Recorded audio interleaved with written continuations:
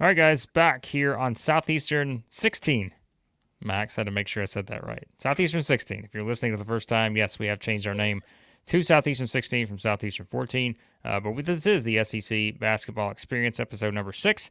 And if you're joining in for the first listen for this particular show, it's exactly what it sounds like. We talk about SEC basketball here in the offseason and get you ready for the new season in November. But we've got a fun episode coming up with a great discussion with Drew King from PowerMizzou.com, talking about the state of the Missouri Tigers. Yes, we all know the Tigers went over last year in SEC play, but Drew kind of gives some thoughts on why that could change this season based on this new look roster for Dennis Gates and company. And of course, as usual, our SEC trivia. Guess the starting lineup. South Carolina, Father Lamont Paris edition, Max. And we'll also give you our one prediction. But before we do that, let's talk about some fun games from last season, Max. You have made this legendary list. But before we do that, yes, I'm going to tell you about our friends at Bet Online. Your number one source for all your sports betting needs this season: baseball, golf, soccer. They have all the top fights, UFC, MMA, and boxing. Every stat, every matchup, live odds, spreads, while the games are being played. It's all there. When the game's over, you can head to the online casino, play some blackjack, poker. You can also play in one of the over 150 slots games. Head to the website today to get on the action. Use that promo code BELIEVE, BLEAV, for your 50% free bet credit on your first deposit up to $250. Bet online, the game starts here. Max, back to this legendary list. Your 3 favorite games from 23-24. Now, this is right up your alley because I'm going to be honest with you. The reason why is because I can't even remember half the game. I can't even remember 5% of the games that were played last season. But I'm curious where your list is going to start because I've got a bit of a short list here. My rankings, as always, are probably not as good as yours. But I'm curious, when you went back and kind of did your research here, how did you come up with these as the biggest games, your favorite games from 23-24? I had to go back too because we quite literally watched a portion of every single SEC game last year, and they can kind of get jumbled up. Yeah. What I kind of did is these are just my favorite 3. These are not the best 3. These are probably ones that I watched with my roommates that we probably had some stake in and something and had a great time with it. But we're starting on a Saturday in December or mid-December, Blake, when Kentucky and North Carolina clash. What a game that was. Kentucky actually won 87-83. RJ Davis and Cormac Ryan combined for 47 points for North Carolina. They couldn't miss. But the story of the game was Kentucky's rebounding. They had 18 offensive rebounds. They held Baycott to like 9 and 6. Bunch of turnovers. 7 different Kentucky Wildcats made a 3. They were sharing the rock. But the reason why it was so good was 15 minutes left. Kentucky's up by 12. 5 minutes left. They're down by 1. We're just, you think you're in the clear. Quick panic. Nope, we're back. That was a great game. All right. So I'm going to let you go through your list first. Then I'm going to give you, again, my list is kind of just a jumbled mess. So what's the next one you have on your list? Okay, so I skipped a lot of Florida games. There were a lot of Florida games that I could have had on my Florida list. games. There were a lot of Florida games, and there were a lot of Alabama Auburn games that were just great. This next one, I'm staying with Kentucky again. I'm sorry, this was another game that I remember. This was in late February, so this was down the stretch. It was Kentucky at Mississippi State. And this is when Kentucky won by 2 points. It was 91-89. Mississippi State was up by 13 in the second half, and Kentucky came back to win. But the reason why this game was so fun, Josh Hubbard went for 34 points. He made 7 threes. And Reed Shepherd went for 32 points. He made 4 threes. The two of them combined for 66 points and 11 threes. It was a really fun game to watch. And Cam Matthews fouled out in 27 minutes, keeping the bully ball strong. So that was a great game. And then my last one, favorite game of the whole year by far. This was the Texas A&M Houston overtime game in March Madness, where Anderson Garcia hits the buzzer beater 3 to send it to OT off the Tyrese Radford bowling ball skipping pass out to the top of the key. That was when Texas A&M scored 33 points in the final 10 minutes of regulation to come back in that one. That was my favorite game by far. Insane. But yeah, those were the three that I really remember watching the whole thing and really being really dug into it. But there were tons of good games last year when you really dive into it. All right, so I kept mine to the SEC games. Okay. Because I figured you would venture outside, but there were so many games inside So SEC many. play. And you mentioned Florida. Like, they're a team that you could have taken either game they played against Kentucky. The first one was 87-85. That's where Kentucky won in Gainesville. And then the second one was the one where Florida won in overtime, 94-91 in Lexington. Then they even had the one where they lost by a point at Texas A&M. They had the overtime game against Georgia. They had the overtime game at Alabama, which to me might be the one that's right there at the top of my list, if you remember that one. I know there was some controversy in that game, as we know, but it was 98-93, that game in Tuscaloosa. Alabama won that game. Crazy. It was wild. But the one, I'm going to be honest with you, that sort of stands out the most for me, and I don't know, we'd have to go back and watch. I think it's just because of the magnitude of the game at the time, was that Tennessee-Alabama game on March the 2nd in Tuscaloosa, where Tennessee went in there, won that game 81-74. Now, again, you can say, was it the best game? Was it the prettiest game at times? Maybe not, because it was kind of played more in Tennessee style than Alabama's. But I think, again, you think about what was at stake. I just feel like that's one I can remember as well as any. And I know Alabama fans are going to be thrilled about that. But Alabama, we could pick you for multiple games when it comes to, the tournament and all this other stuff. But I think that one, just given what was at stake, I felt like was, again, one that you kind of remember the most, probably. Of course, the Alabama game at Kentucky, 117-95. I mean, just a game that was nuts. Of course, Kentucky's game with Arkansas. I know I'm kind of going beyond the 3 limit here, but when I went back and looked at these, and look, we said last year there were 3 teams that felt like they had a lot in common. That was Alabama, Kentucky, and Florida. Great offensive teams at times. Defensively could leave a little bit to be desired. And it kind of led to them being, I mean, if you go back and look, they had the most entertaining games. And maybe it was for that reason, which we know Alabama was able to fix some of those issues more so than Kentucky and Florida to get to the Final Four. But I think that's what I think of last year, like that sort of encapsulated the entire season, was that all year long we're thinking defense, defense, defense. Where is it? They're not going to be able to do this. And of course, it would catch up to a couple of those teams in the tournament. But when you think about just like regular season games, they were insane because you just kind of had that stark difference on one side of the floor and a lot of high scoring games involving those 3 teams. Oh, yeah. And when you look back through every team's schedule, almost every single one has like multiple overtime games. Yeah. Where you're like, oh, yeah, I remember that was a late night. Yeah. So I was trying to find some for like South Carolina. I think low scoring. Well, if you want the complete difference of that, it would be the South Carolina game at Tennessee. Like that was just one of those that was so grinded out. It was surprising because you had someone go in and win in Thompson Bowling. We knew South Carolina was in the middle of their run. That's another one that kind of stood out, I think, maybe for different reasons. That's when I guaranteed Tennessee a win. Right. Yeah. So, I mean, that was kind of at that period where if you weren't taking South Carolina seriously, you had no choice at that point. Father Lamont Paris made it perfectly clear after that game. Yeah. That was in the middle of that 7-game winning streak that they had. And so, yeah, like I think those were the kind of games that really stood out, and not surprisingly involves pretty much all the top tier teams in the SEC. I don't know if I mentioned, if I may have forgotten, but if I didn't, the A&M game against Kentucky, that was incredible. Oh, that was the Radford game? I don't know if I mentioned that at the start, but that was one I had on kind of my top tier list here. 98-93, that was a wild game. So, yeah, it kind of... A&M was entertaining. Yeah. Looking back, more than I thought. They had some entertaining in the 90s. I mean, I think even like, you go down the list and like we said, it's going to be filled with the top teams because it felt like you got the best games out of them. But, there were even some of those games.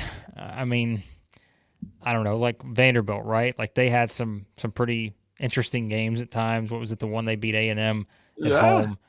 They beat Arkansas on the road. They beat Florida at home. Like they had a bunch of those close type games too for them. So those are kind of the memorable ones. I didn't really count in like the SEC tournament or the NCAA tournament. It's kind of more focused on just the regular season. But man, it is interesting to think how many kind of those overtime 1-2 possession type games you had, especially between those top teams. And as we talked about why the league was so strong last year, I felt like there was not a lot that separated those teams to the top, which is why you had Tennessee finish 14-4 and 4 teams finished 13-5 behind them. So you could pull any of Alabama's tournament run games too.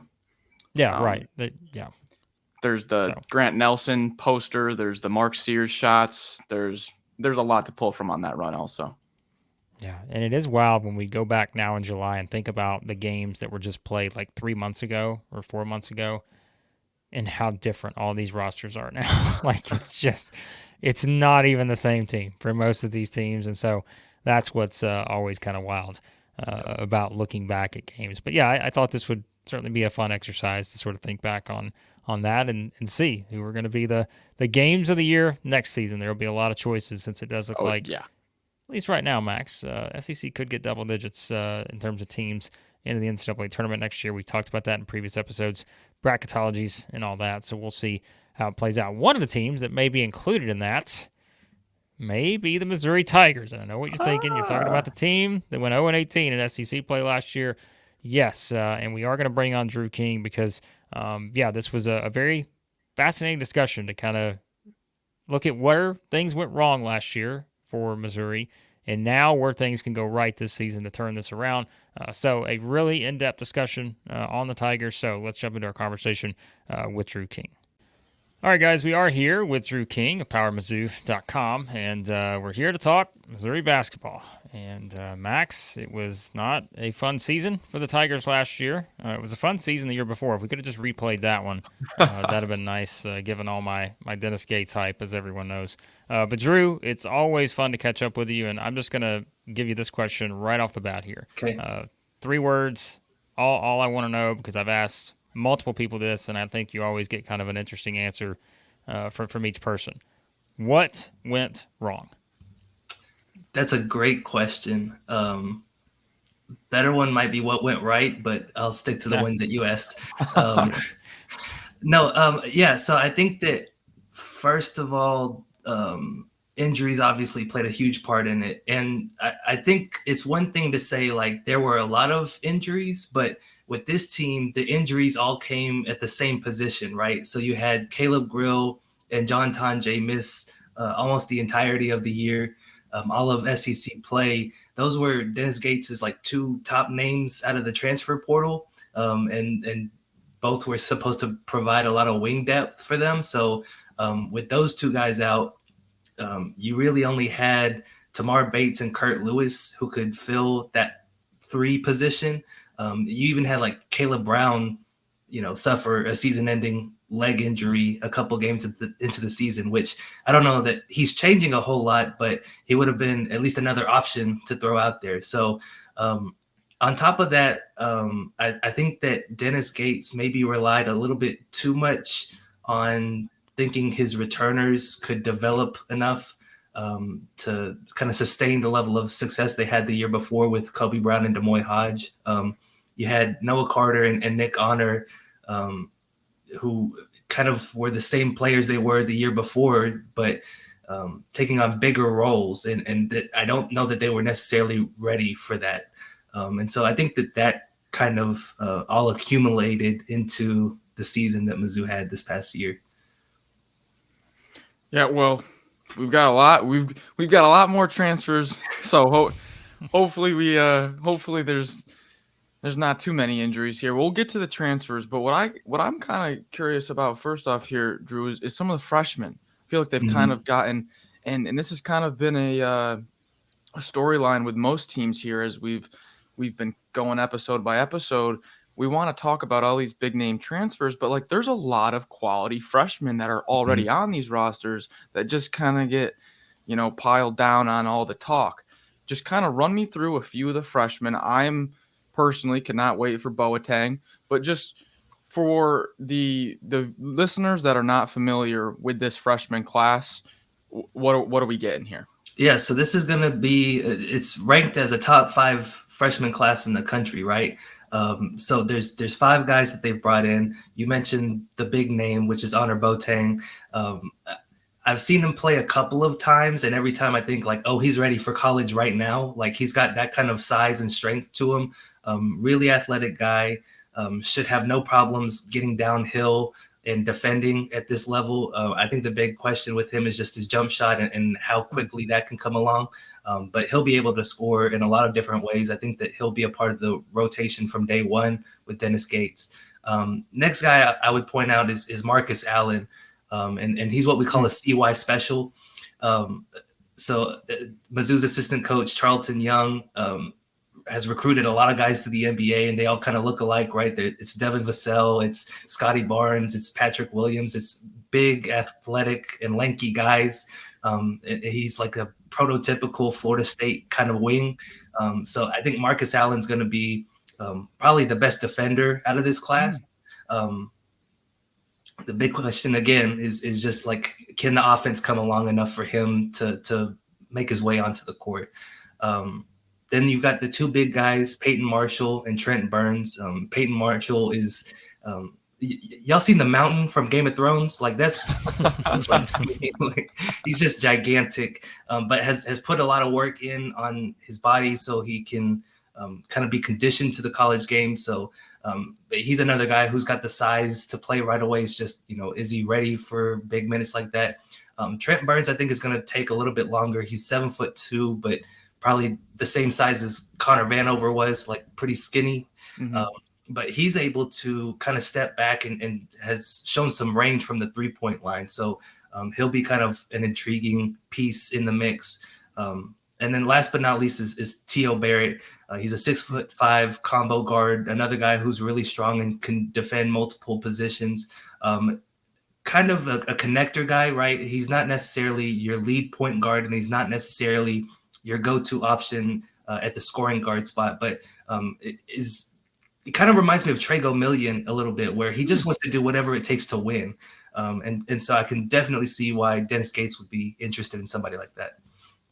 Newly hired Trago Million, who's part of the coaching staff there now. I love it because I'm sure people know if they've watched our stuff. That season he was there, I was like, this guy is he's like one of my favorite guys because, like you mentioned, he's just a winner. Like the guy just wants to go out and do whatever it takes to win. So I'm excited to see him kind of continue things there. I will save the Mark Mitchell question for Max since that's directly for his heart. What, Max? You have a reply to that? Nope.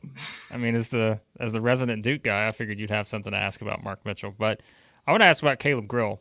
Mm-hmm. Because we just got, Rothstein put the report out there or whatever that was a day or two ago about how he's good to go. I think that was the expectation for a lot of people anyways. But how do you kind of see him now fitting in? Because you just mentioned it. Like you look at last year's roster, you look at this year's roster. What kind of role do you think Caleb Grill plays, which I'm sure is, if he's ready to go, is a significant one on this team that does have kind of the mix of older guys and the younger guys that we just talked about? Yeah, it's funny, Rothstein put out that tweet like a couple of weeks after the team put out a video where Caleb Grill is literally like flipping a tire over. So I was like, I figured he was probably ready for basketball related activities. But no, I think that Caleb Grill probably going to have a similar role that he did last year before the injury. I think that he's a really experienced guy, has a real edge about him. It can be really effective defensively and is a little bit streaky shooter, but when it's on, he's a really, really impactful player for them. So I think that they could definitely have used him during SEC play last year. I don't know that they would have gone winless. I think that he probably swings a couple of games for them if he's healthy. So I think that he's going to be a really important piece for them this year as well. I'll get to Mark Mitchell. We will get to Mr. Mitchell. But first, though, you had mentioned Marshall and Burns, and we had actually had a discussion on the Missouri starting five, and there was a lot of I wouldn't say debate, but just kind of questions of what is this center spot, what is this 5 spot going to look like? And I know that we're predicting here. I don't think anyone has a super, super solid idea. But what is your opinion or expectation of what this front court is going to kind of shake out. Yeah, so I reached out to you after I saw that video, Max, because I was kind of surprised y'all both took Peyton Marshall over Josh Gray, and it's only because I think that Gray has a lot more experience, knows what what the expectation is out there, and I also think that he wouldn't have transferred to another SEC school without knowing that he's going to step into a little bit bigger of a role than he had at South Carolina. So I think that he is going to be a part of the puzzle, right? He's got really good rebounding rates, solid rim protector, obviously fouls a lot, but we'll see what happens. They have a little bit more depth at that spot now. So I think that he'll be a big piece of it. I do think Peyton Marshall and Trent Burns do see the court as well. And then, like y'all said in that video, like I also think that we're going to see some small ball lineups with Mark Mitchell at the 5 and maybe like Jacob Cruz at the 4 or something like that. But with Josh Gray, I'm just curious, like, what was y'all's opinion of him at South Carolina, and kind of how do y'all see him fitting into Mizzou here? Well, you talk about a mountain. I feel like Josh Gray's kind of like the mountain part too, because we talked about it. I mean, we were mentioning just sort of the Max, we know the bully ball nature of Max Barr's favorite players here. But I mean, he's 7 foot, 265. And I think I don't remember the exact discussion we had, but I feel like that was the thought was, he's like, well, he didn't play a ton last year, but he did play, the minutes that he did play pretty much all came in SEC competition. Right. He didn't play much early in the season, but really from that, see, I'm looking at it here. Yeah, basically January 23rd on, he played in double digits in pretty much every game. And so I think we may have said this, Max, but I think the physicality is what we talked about. Like, it's hard we always talk about how, like, for big men, it's harder to come in, especially on the defensive end, right away and feel like you're adjusting to the speed of the game. You're trying to figure out how to stay out of foul trouble. We mentioned just kind of the SEC, how many plays are made at the rim. So if you have someone like this who is used to that physicality in there, and again, not saying that a Peyton Marshall or whoever else would not be, but I think it is easier to initially plug a guy like this in, and the more we think about it, it probably makes the most sense for Dennis Gates, I would say, right off the bat. Well, and another thing we know about Dennis Gates, it doesn't really matter who's in the starting 5 necessarily. Like, they're all going to play eventually. So, but yeah, I think that's kind of how the front court shakes out, with kind of a rotation of Gray, Marshall, and Burns at the 5 spot.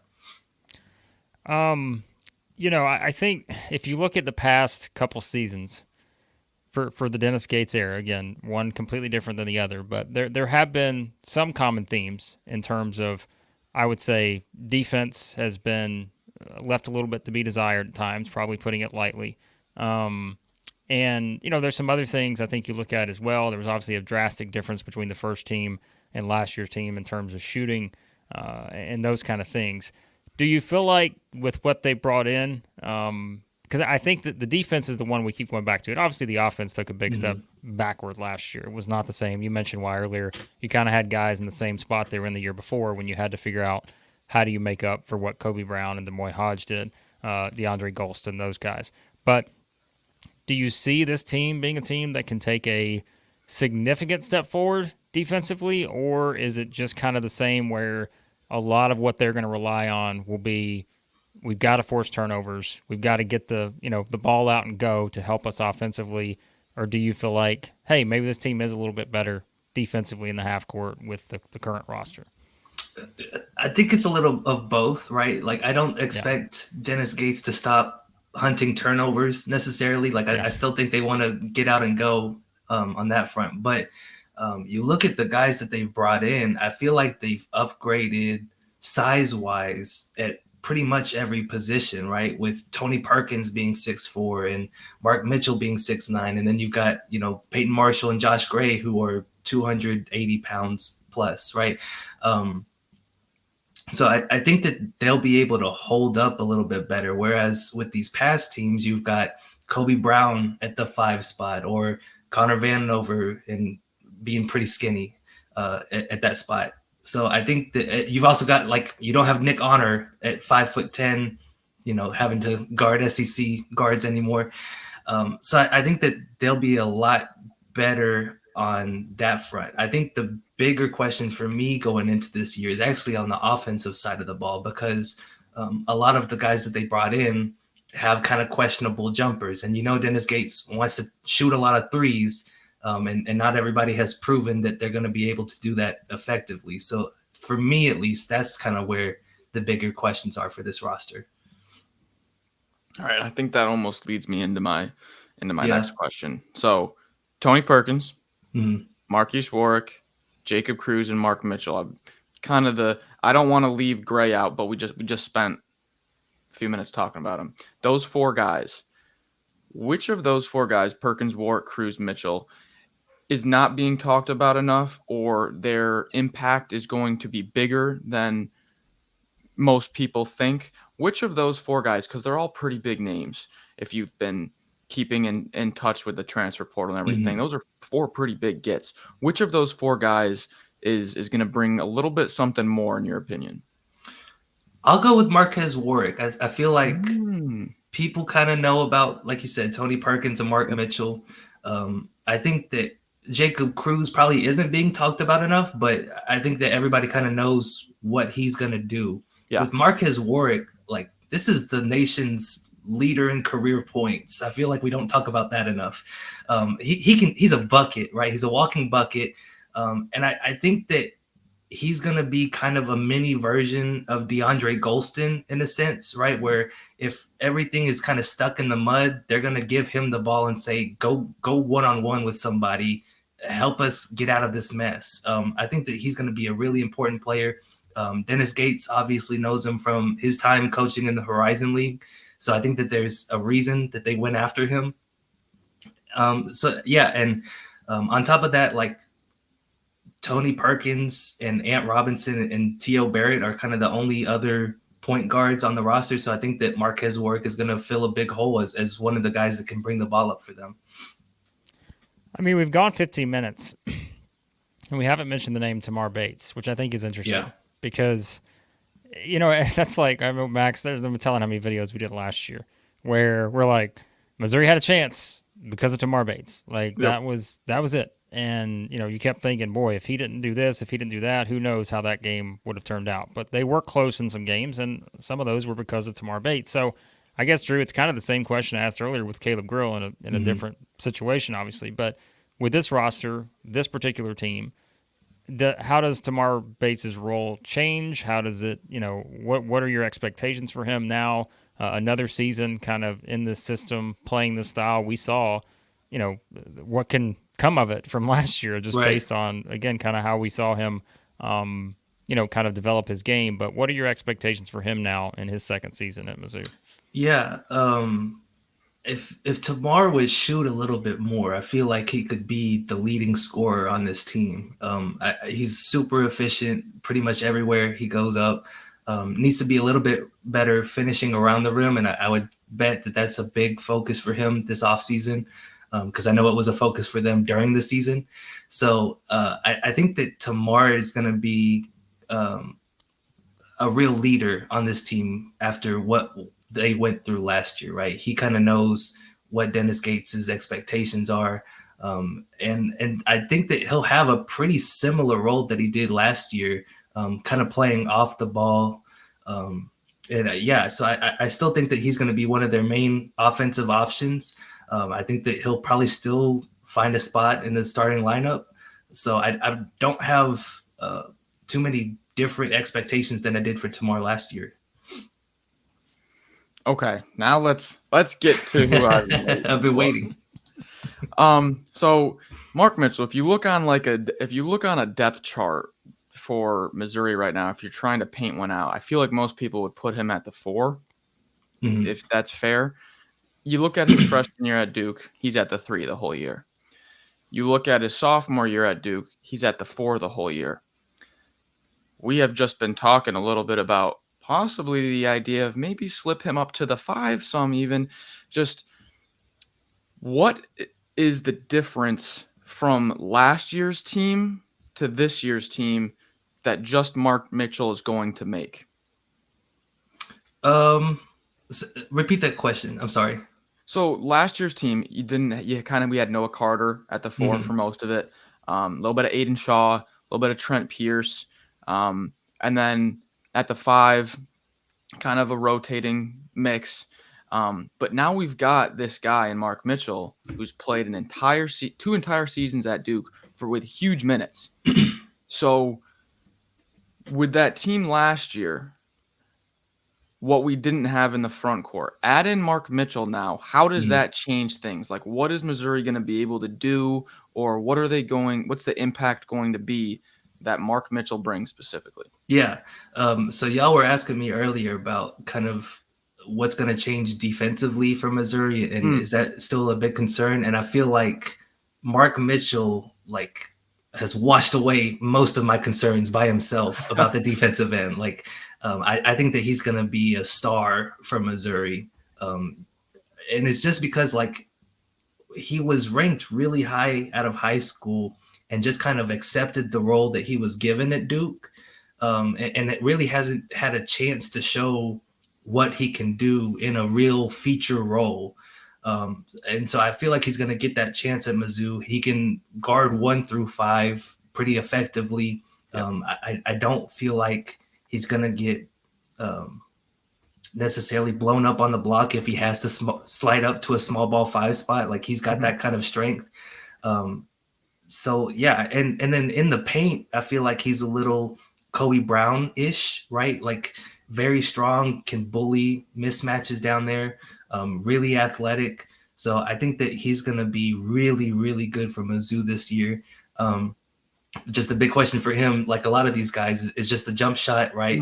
Obviously shot pretty well his freshman year, and then kind of had a dip this past season. The videos that they've put out, he's losing the hitch in his jump shot. Like, his form's looking a little bit smoother now. But on top of his shot from deep, he's also got to get better at the free throw line. I think he shot something like 62% last year. He's a guy that's going to get to the free throw line a lot. So that's a place that he definitely has to improve for sure. All right. I'll finish with this, Max. You can add something if you want. But so I've asked everyone pretty much we've had on. We're doing these team sort of previews, I guess you could say. If we're looking up in January and we're looking at what are the obvious biggest strengths and biggest weaknesses potentially of this team. I mean, we've kind of mentioned some of them. You mentioned sort of curiosity about the offensive side of things. Maybe that winds up being a weakness with the shooting. We don't yet know. But if you look at this and you had to pick one thing on each side, if we're looking up and saying, all right, Missouri's 14-1, in January, or we look up and Missouri's, 10-6 or something. What's the difference one way or the other? Like, what is the biggest strength on paper you feel like of this team heading into the season? Is it depth? Is it just, adding a playmaker like Mark Mitchell, maybe having that star you feel like they were missing? And then what's the one thing you feel like that could really hold them back? Although I feel like you've kind of already answered that in some of the other stuff we talked about. Yeah, so the one thing that could hold them back is obviously the jump shots and whether or not they're able to connect on those. I'll also bring up, Mizzou's been bottom 5 in the country the past 2 seasons in defensive rebounding rate. Yeah. So that's obviously something they definitely have to improve on. Otherwise, it could be ugly again. But I feel like their biggest strength probably is going to be their on the defensive side of the ball. I feel like this could be a group that, like we said, racks up a lot of turnovers on that end and is able to get out and play fast, which is not something they were able to do a lot last season. And so I think that it's going to be pretty tough to score, assuming that Mizzou's front court, and specifically like the Josh Gray, Peyton Marshall, Trent Burns trio, is able to hold up against some of the teams that they're going to go up against. Max? Yeah, so what I'll wrap up here with, and I kind of like to do a fun one to wrap up. So if you had to do, and don't take this as what you're at, this is just what your favorite is. If you had to do I would like to see this lineup this year. Just throw it out there. Please, Drew King. Please, Dennis Gates. Give me a little bit of this lineup. What's that lineup for you? Okay. I would want like the absolute flamethrower lineup. So give me Marques Warrick at point, Tamar Bates at the 2. Give me Caleb Grill at the 3. Mm-hmm. Jacob Cruz at the 4. Mark Mitchell at the 5. Yes.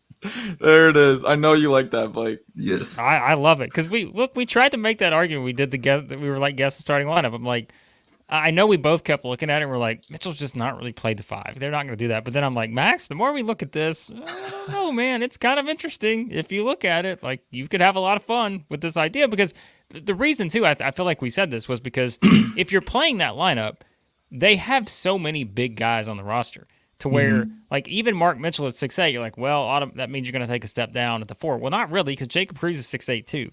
And so it's like, yeah, like the Bates is 6'5". Like you still got the bigger guards, and I know Drew mentioned that earlier. Like it's the difference between having kind of big guards at every position versus maybe having a smaller guard here and then a little bit step. But that helps in the SEC when you kind of have that size across the board. So you don't have to have a 7-foot guy. You don't have to have a 6'10" guy necessarily. So I like this one. I think you could go multiple 6'8" guys, and then everything else, guard position, wing type. I'm in on that one.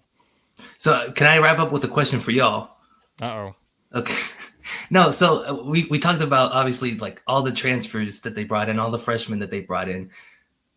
Do you think this offseason would have been significantly better had Missouri made the tournament last year instead of going winless in SEC play? I will say yes. Well, yes. Here's what I'll say, Max. I'll say yes because, I mean, just it raises your profile, right? It's harder to sell an Ofer team than it is a team that just got to the tournament in back-to-back years and the coach's first 2 years on the job. But even with NIL, I think it's still it's a hard sell. Like when you're saying, "Hey, come join the team. We just went 0 and whatever." That's still tough, probably in this era. But I do feel like showing that you can get a Mark Mitchell, who, and that's not to knock any other guys they've gotten, but I think that was kind of the one where, okay, like they're doing something right if they're able to do this.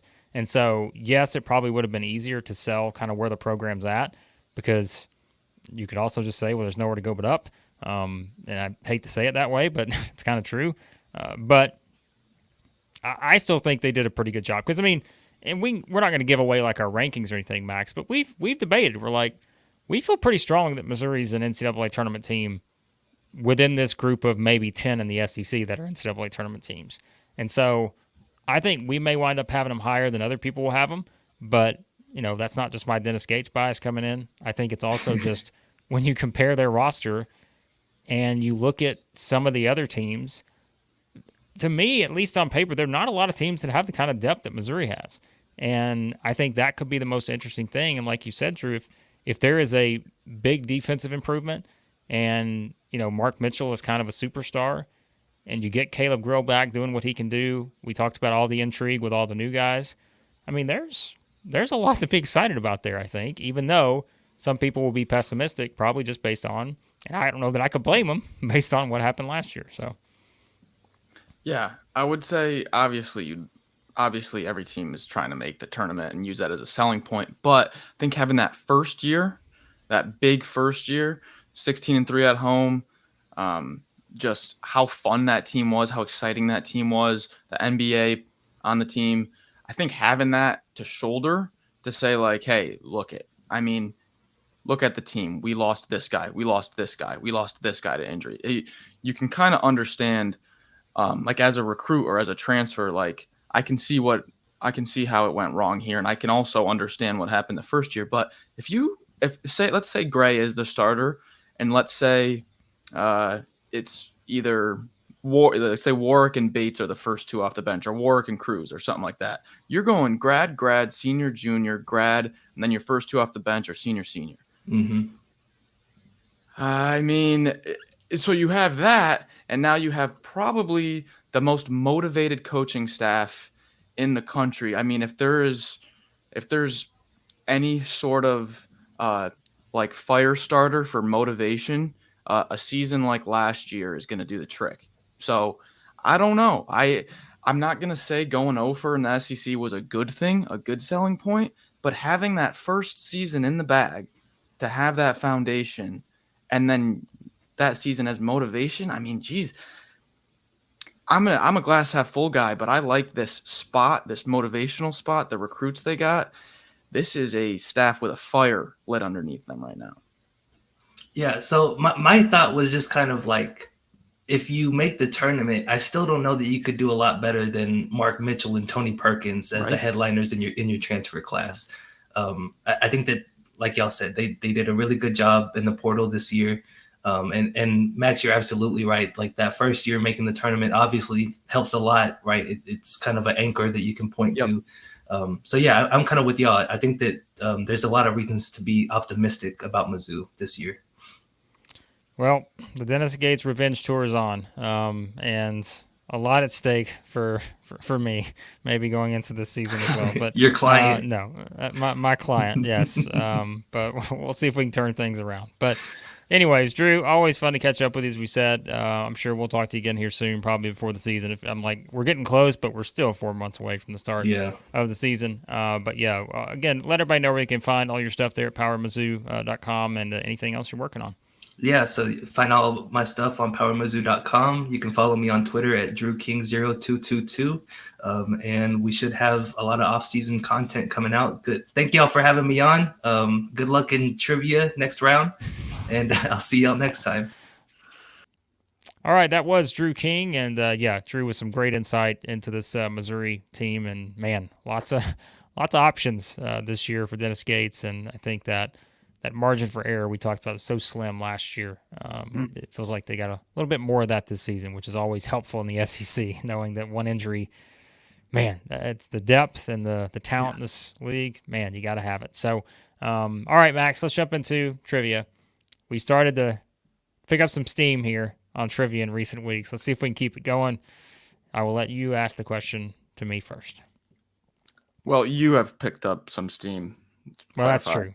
Sorry, just for full disclosure. Yeah. Okay, so last year there were loads of good guards in the SEC, loads of them. Some of them returners, some of them newcomers, but pretty much every squad last year had at least one, really entertaining, really good guard.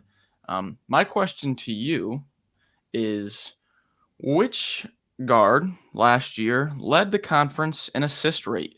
Because there were when you look at the national rankings, there's a lot of SEC up at the top of it.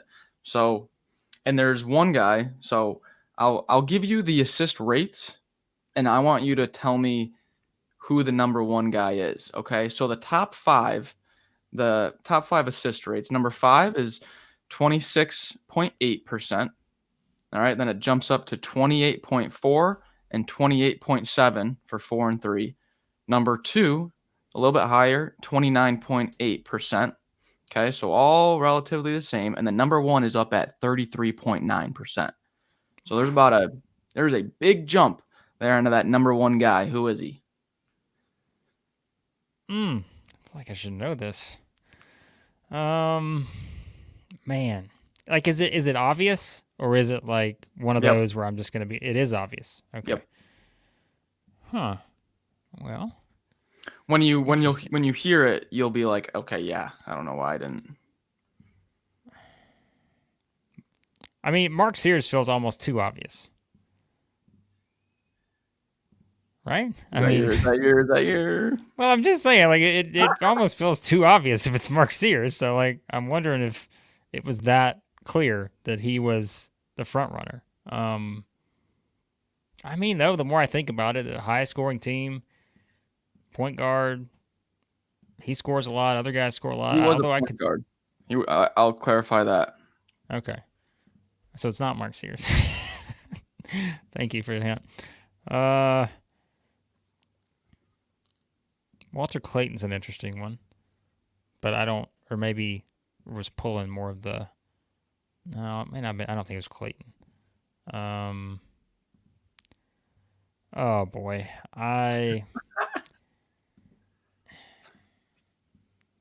I'll tell you 10 through 6. So you all right, do that. Narrow it down. All right. 10 is Juju Murray. 9 is Zyon Pullin. 8 is Aaron Estrada.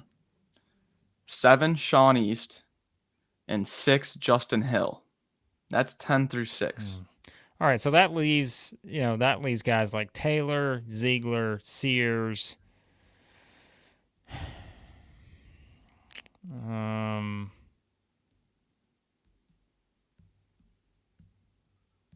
Man, I'm trying to think. Is it anybody in Kentucky? Like, would it? I feel like those guys just sort of interchanged a bit. Or wait, was it? No, he wasn't a point guard.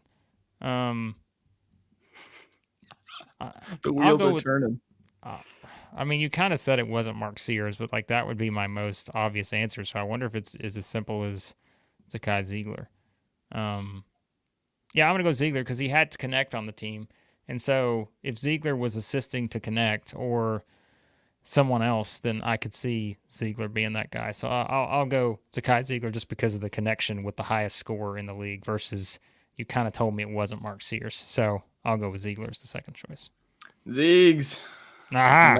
The man himself. You're right. It would have made sense had I not picked that because I'm like, he had the highest scorer. So if he was assisting, and plus he's generally just a good assist guy. So that makes sense. Yeah. Yeah. Absolutely bonkers. Up at 33.9%. Rob Dillingham was second at 29.8. Ezra Mannion was third at 28.7. I was going to mention Mannion. I thought he may be kind of a sleeper choice. Yeah. Yep. 4 was Trey Donaldson. I wouldn't have guessed that one. At 28.4, and the number 5, Wade Taylor. Okay. So, yeah, but Ziegler with some crazy numbers. He was actually 29th in the nation. So, he's up there. Interesting. All right. Well, I'm going to stick with my theme of who did they play for because I always like to expand your knowledge of long time ago SEC players. I'll let you even pick the category this time, okay? I'll let you pick the category. Would you like a recent one or an older one? Because I know like your initial thought's going to be I'd like a recent one because I have a better chance of getting it right. But if you really want to, test the knowledge and go way back when, you can have one or the other. You want a layup or you want a 3-point shot here, or half court shot? Give me like a deep 3. All right, so I will keep this, like I said, within the decade. And boy, was this team in a different spot this time around than they are now. Completely different landscape and trajectory. Maybe not, because you kind of knew it was going to happen, but it took a couple seasons to get there. So, Max, this program in a different spot now than it was when this guy was on the team. And I'm not saying it's his fault, because in actuality, we're going to talk about his role in a second. Who did Simeon Bowers play for? Yep. Yeah, I know this one. Yep. Definitely. I remember watching Bowers. And you said the program's in a much different place right now? The program is completely different spot than it was at this point. Okay. Wait a second. All right. Okay. The program is in a different spot, you say? Night and day, one would say. Because Bowers played for Auburn. Ah, look at you coming through. You have regained your momentum in trivia because he did play for Auburn in 2015 and 16. And yes, the program, as we said, in a different spot. Those were the first 2 years for Bruce Pearl there, 15 and 20, 11 and 20. But I know Auburn fans certainly can remember back and the role that he played at 6'7", 260, 70 pounds. I mean, there were times where he was playing point guard on this team. Like, it was so interesting to see. Like, he became someone that, like, Bruce Pearl had to keep on the floor, and he played, like, so many different roles. I feel like, he'd have to lead him in rebounding. There were times where he'd have to try to lead him in assists and scoring. But, yeah, it's kind of interesting to look back on how different things were for Auburn then in those first couple seasons. But he is one that I remember very vividly because of just having to play the different roles. And people are like, wait a second, why is this guy that's 6'7", 270 bringing the ball up the floor? That was just kind of where they were at that point, but have come a long way since then. And so, I mean, he had again, it is interesting to think back and just kind of see the role that he played on those teams. So You keep picking guys that I would just fall in love with if they played oh, today. you would be a huge fan based on what he did for that Auburn team. No question in my mind. So there you go. We both get one right. Not very I think that often that might be a happens. first. Might be a first. We'll see if we get this one right. We're going to guess the starting lineup because we're talking about the South Carolina Gamecocks here. Father Lamont Paris knows better than we do because Father knows best, as we've said many times before.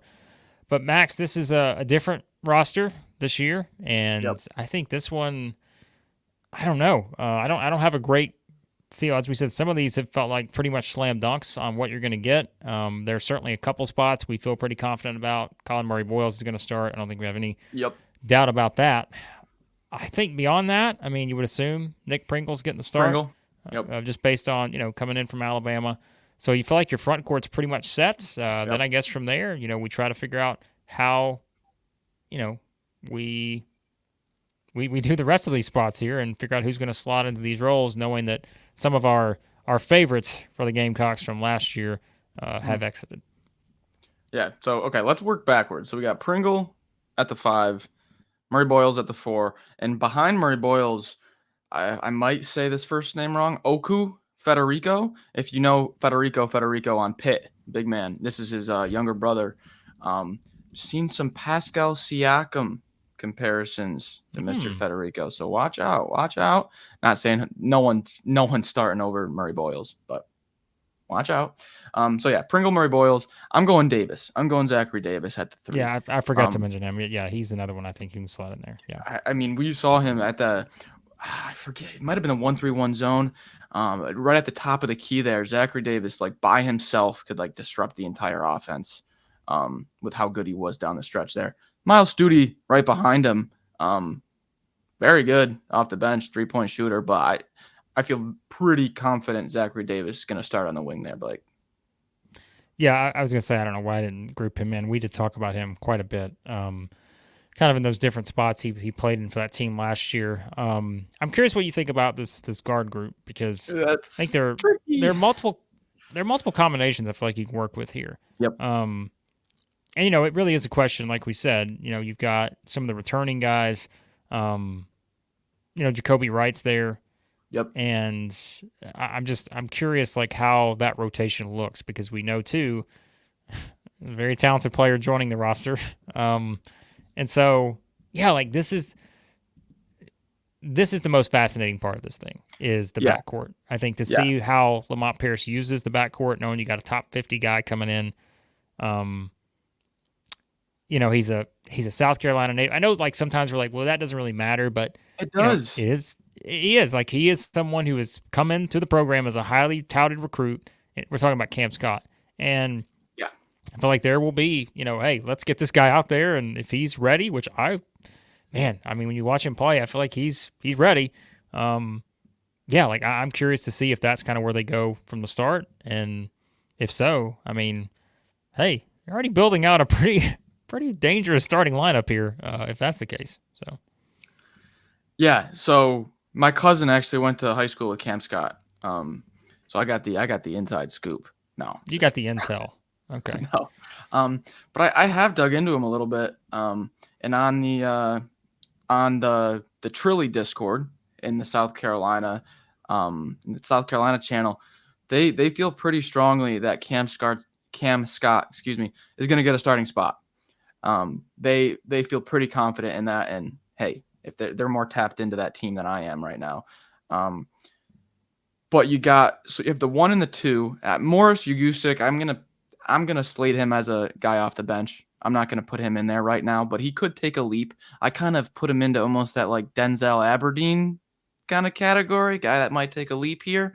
But Jamarii Thomas, Cam Scott, Jacobi Wright. I feel like you got these 3 guys to start in those 2 roles, and all are very capable of bringing the ball up the court. I think probably Jacobi Wright and Thomas would be the preferred primary ball handlers. But any kind of way you slice it, I'd be fine with it if you have 2 of those 3 guys, Thomas, Scott, and Wright, starting there in the backcourt. Thomas feels like a Lamont Paris type guard. Yeah. I don't know if we mentioned that in other videos before. I don't remember when we talked about that, but yeah, like I think coming from Norfolk State, I feel like he is. I think just the way he plays, like he does, he feels like someone that's like that should fit Junkyard in. dog. Yeah, should fit in well, I think, with the way they Yeah. want to play, and obviously that's why they got him. So yeah, I think that figuring out that combination. But I'm with you. I would probably, if I had to, I would probably go Cam Scott right now, just because I think again, kind of the expectations, they got him for a reason. He's really good, and Yeah. man, but that front court, I think the potential there, knowing that Murray-Boyles is a Player of the Year type candidate, you assume that trajectory continues in terms of development. But yeah, I'm curious what the rotation looks like, let's say that first 5 games or whatever at the guard position, and whatever kind of mixing and matching they do with that, I think is what I'm most fascinated by with this group. And like we said, also, I mean, you're looking at it, we're talking about the potential combinations here, and even like we mentioned a minute ago, Myles Stute, man, that's I will tell you, full disclosure, like I think South Carolina was a team, and everybody will laugh. It's like initially I was kind of like, I don't know. Like, I don't know what to make of them, because it is, it's a different season. You're trying to keep that momentum going, knowing that you have a different roster. That's not as easy to do in this era as it used to be, 10 plus years ago, when you kind of had the same roster each season. But South Carolina is a team that the more I look at the roster, the more I get a little bit more excited. Like, I think there is that potential to keep this thing going.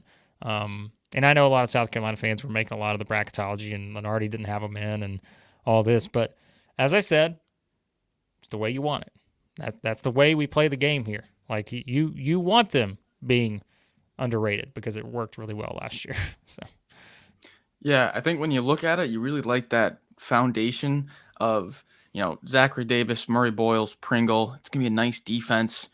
It's going to be really scrappy. I think the main question, though, that people have is just shooting. You lose BJ Mack, who is kind of your, take the underneath out. You'd bring him way up, and it opens stuff up for Murray-Boyles. And you lose Cooper and Michi, who are, Talon Cooper was shooting, I think, 46% from 3 in SEC play. So maybe you do see a little bit more of Stute than you would think to add in that shooting. Who knows? But yeah, the foundation is there, no question. all right, so we've established that our starting 5, Max, and the guess the starting lineup: Nick Pringle, Collin Murray-Boyles, Zachary Davis, Cam Scott, Jamarii Thomas. Bingo. All right, that's what we're going with for now. We have plenty of time to change our mind. We got 4 months until the season starts, so we will likely change our mind. South Carolina fans, let us know your thoughts on who you think starts for this unit. All right, Max, as always, we're going to wrap up with one bold prediction. And as we continue to keep a running tab on these, I just love it, because I'm like, we have to get one of these right somewhere. And as we always say, some will be more bold than others, but I'll let you go first here. I don't know about my pick this week, but I'm going to let you go first. Yeah, so I've been keeping a theme here, Blake. I've been keeping a theme here. Whatever our guest interview is, I've been making my or whatever our starting lineup is. Whatever we talk about earlier, I try to make my bold prediction to match up with that. So we're going with Missouri here, okay? And I'm doubling down. on our earlier take that Peyton Marshall will be the starter over Josh Gray. Wow. I'm doubling down.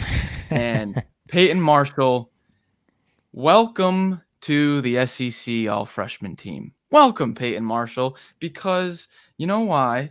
As good as Josh Gray is, let's call him the horse. Come on, we know who he is. As phenomenal as he plays his role, does not put out all that much offense. And Drew had just explained to us earlier how Trent Burns, a little bit skinnier, a little bit taller, kind of a bit more of a project, going to have to work on his physicality. Hey, someone's going to have to score down low in that post whose name is not Mark Mitchell. Give me Peyton Marshall. Going to have yourself a year, big fella. All right.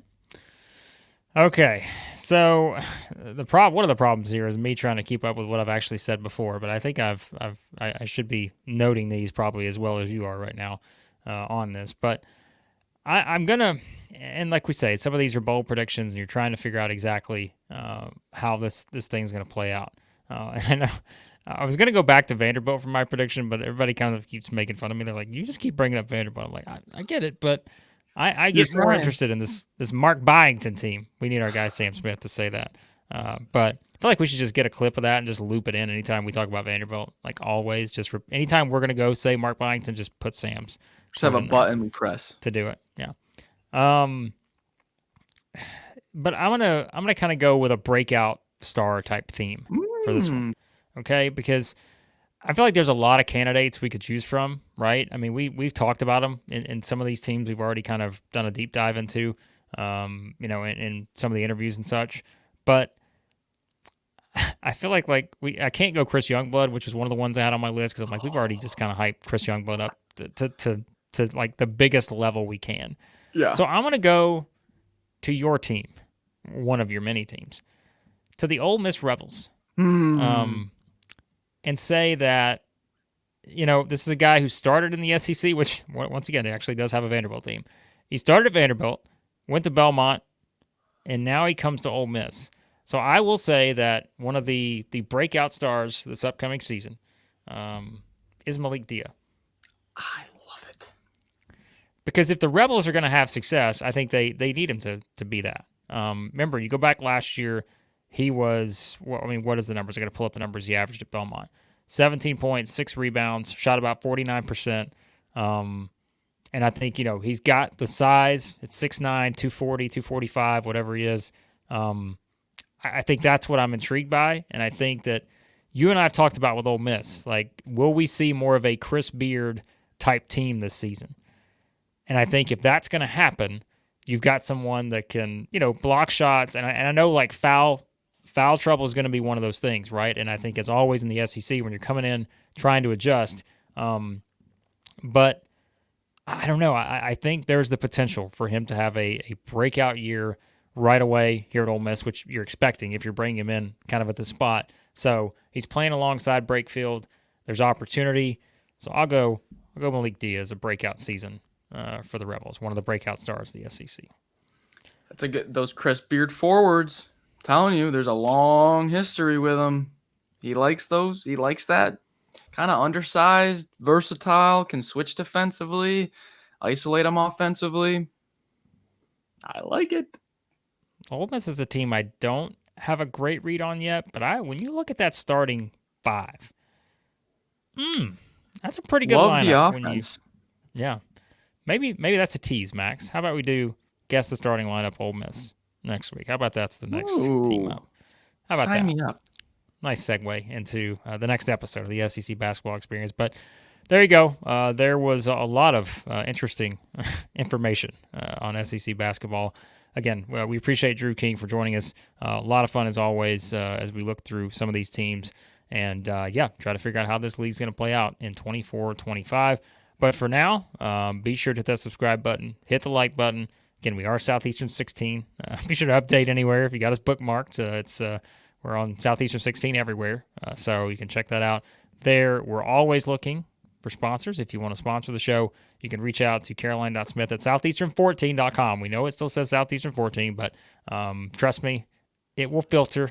It will filter to 16. We will get that. It'll be changed eventually, but it's a process, folks. So if you want to reach out, sponsor the show, advertise, you can do that.